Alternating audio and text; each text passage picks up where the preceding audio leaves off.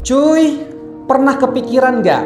Benda-benda yang setiap hari kita pakai tanpa kita sadari ternyata punya asal-usul yang berbeda-beda. Ada yang tercipta karena kebutuhan sederhana, ada yang lahir dari kesalahan, dan ada juga yang muncul dari ide brilian manusia. Di video ini kita akan membahas asal-usul berbagai benda sehari-hari yang selama ini mungkin kita anggap sepele nih. Tanpa banyak bicit lagi, kita gascrot ke videonya. Daya membahas asal-usul paku nih. Paku adalah salah satu benda sederhana yang sangat penting dalam sejarah peradaban manusia, cuy. Jauh sebelum bangunan modern berdiri, manusia sudah menggunakan paku untuk menyadukan berbagai material. Awalnya sekitar 3000 tahun sebelum Masehi, paku dibuat dari kayu atau tulang, lalu digunakan untuk menyambung perahu dan bangunan sederhana nih. Perkembangan besar terjadi pada zaman perunggu dan zaman besi. Ya, ketika paku mulai dibuat dari logam. Bangsa Romawi kuno dikenal sebagai salah satu peradaban yang memproduksi paku besi secara massal. Bahkan, paku dianggap sangat berharga sampai-sampai bangunan Romawi yang dibongkar, pakunya sering dikumpulkan kembali untuk digunakan ulang. Pada abad ke-18 muncul mesin pembuat paku di Inggris saat revolusi industri. Inovasi ini membuat produksi paku menjadi jauh lebih cepat dan murah, cuy. Ya, sebelumnya paku dibuat satu persatu oleh pandai besi sehingga harganya cukup mahal. Menariknya, di Amerika Serikat, paku pernah dijadikan alat barter karena nilainya yang tinggi. Hingga kini, paku terus berkembang dalam bentuk dan fungsi. Dari paku kayu, paku beton, hingga paku khusus industri. Benda kecil ini membuktikan bahwa kemajuan besar sering dimulai dari hal yang sangat sederhana. Lanjut, membahas asal-usul obeng nih. Dayah, obeng adalah alat yang tidak bisa dipisahkan dari kehidupan modern. Namun, alat ini baru muncul relatif belakangan dibanding paku, cuy. Obeng pertama kali dikenal sekitar akhir abad ke-15 di Eropa, seiring dengan munculnya sekrup atau baut berulir. Catatan awal obeng ditemukan di Prancis dan Jerman, di mana alat ini digunakan untuk senjata dan jam mekanik. Pada masa itu, obeng masih dibuat secara manual dan hanya digunakan oleh pengrajin tertentu. Perkembangan besar terjadi pada tahun 1930-an ketika Henry Philip memperkenalkan desain kepala skrup berbentuk silang yang kini dikenal sebagai Phillips screw nih. Desain ini dibuat agar obeng tidak mudah selip dan cocok untuk produksi massal, terutama di industri otomotif nih. Sebelumnya, obeng hanya berbentuk pipih atau minus. Setelah desain Philip populer, muncullah berbagai jenis obeng lain seperti plus, bintang, dan tor. Setiap desain dibuat untuk kebutuhan tertentu agar pekerjaan lebih efisien dan aman, cuy. Kini, obeng tersedia dalam bentuk manual hingga elektrik. Meski tampak sederhana, obeng adalah hasil dari evolusi teknologi yang mendukung perkembangan industri modern. Lanjut, membahas asal-usul baut dan mur. Anjirlah, baut dan mur merupakan pasangan penting dalam dunia teknik dan konstruksi. Konsep dasar baut sudah dikenal sejak zaman Yunani kuno melalui alat yang disebut Archimedes screw yang ditemukan oleh Archimedes sekitar abad ketiga sebelum Masehi, cuy. Namun baut dan mur seperti yang kita kenal sekarang baru berkembang pada abad ke-18. Salah satu tokoh penting adalah Henry Maudslay, seorang insinyur Inggris yang menciptakan mesin bubut presisi. Mesin ini memungkinkan pembuatan ulir baut dengan ukuran yang seragam. Sebelum adanya standar, setiap baut dibuat dengan ukuran berbeda sehingga sulit ditukar, cuy.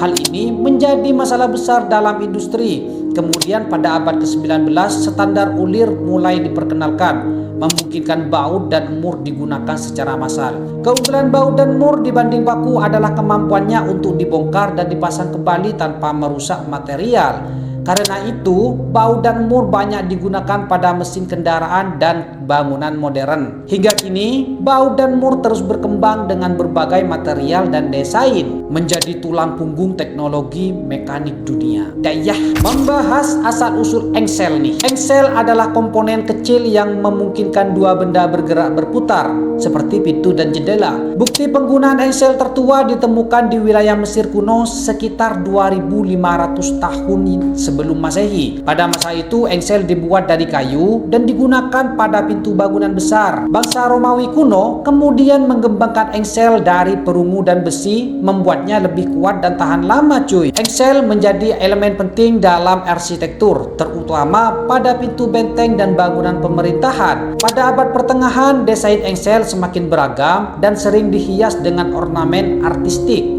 Engsel bukan hanya berfungsi sebagai alat mekanik, tetapi juga bagian dari estetika bangunan. Revolusi industri membawa perubahan besar dalam produksi engsel.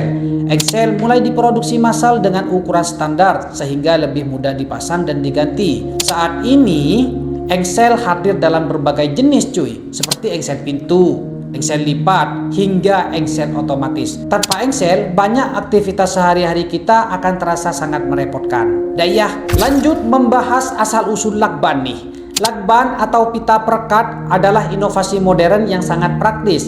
Lakban pertama kali dikembangkan pada tahun 1925 oleh Richard Dudru. Dia seorang karyawan perusahaan 3M nih di Amerika Serikat. Awalnya lakban dibuat untuk membantu pengecatan mobil agar garis cat terlihat rapi cuy. Namun lakban pertama sering gagal karena daya rekatnya lemah. Setelah melalui pengembangan, lahirlah lakban dengan perekat yang lebih kuat dan fleksibel. Saat Perang Dunia II, lakban jenis duct tape nih digunakan oleh militer Amerika Serikat untuk menutup kotak amunisi dan memperbaiki peralatan darurat. Karena serbaguna, lakban menjadi sangat populer bahkan setelah perang berakhir. Seiring waktu, lakban berkembang dalam berbagai jenis, seperti lakban bening, lakban kain, dan lakban tahan panas.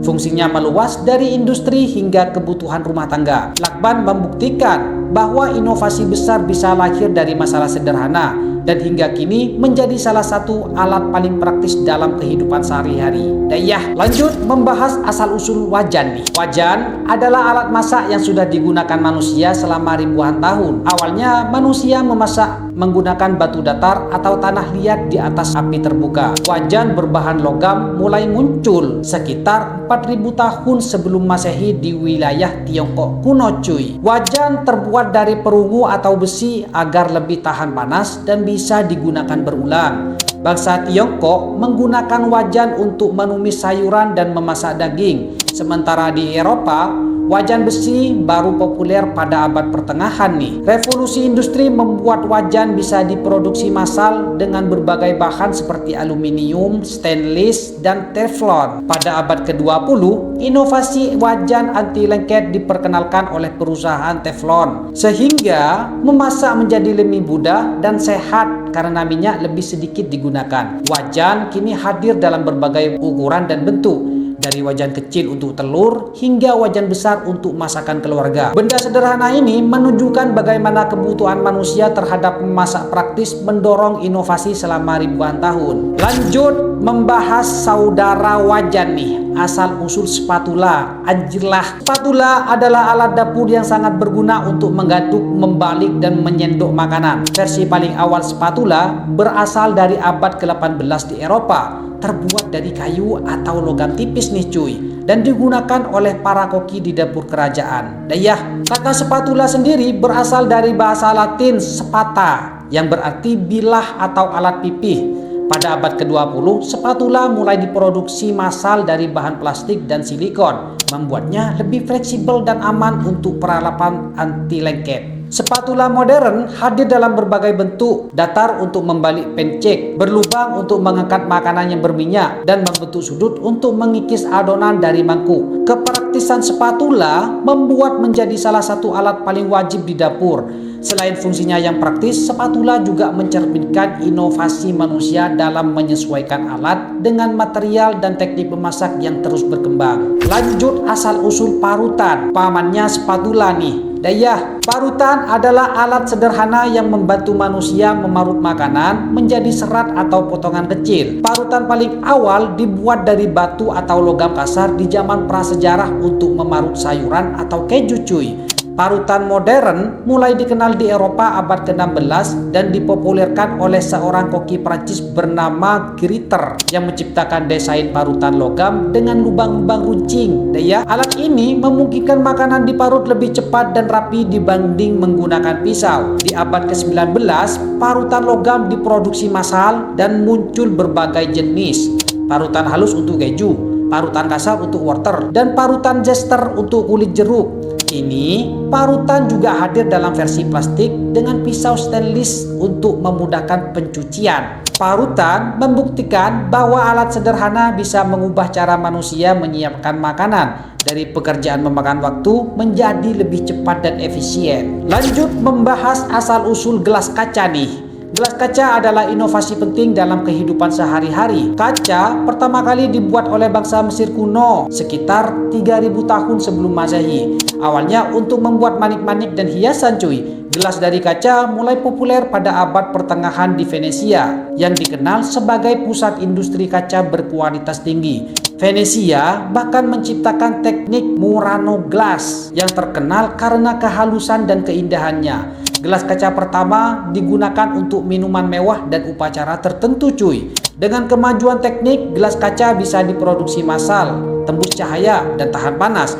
Inovasi ini memungkinkan manusia menikmati minuman dengan lebih higienis dibanding menggunakan tempurung atau kulit kayu. Saat ini, gelas hadir dalam berbagai jenis, gelas biasa, gelas panas, gelas anti pecah, hingga gelas khusus anggur. Gelas kaca membuktikan bagaimana seni dan teknologi bertemu untuk menciptakan benda fungsional yang indah.